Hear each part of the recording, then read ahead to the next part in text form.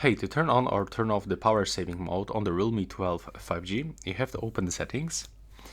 Now you will have to go into the battery and from here go to the power saving mode.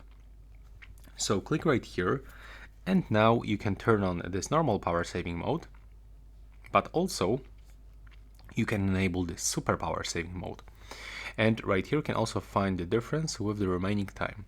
So in the super power saving mode, we will actually get the 5 additional hours of the life of the smartphone. So to do this, click on it, tap to turn on, and now as you can see, that's actually the simplified mode that will actually keep our smartphone very long.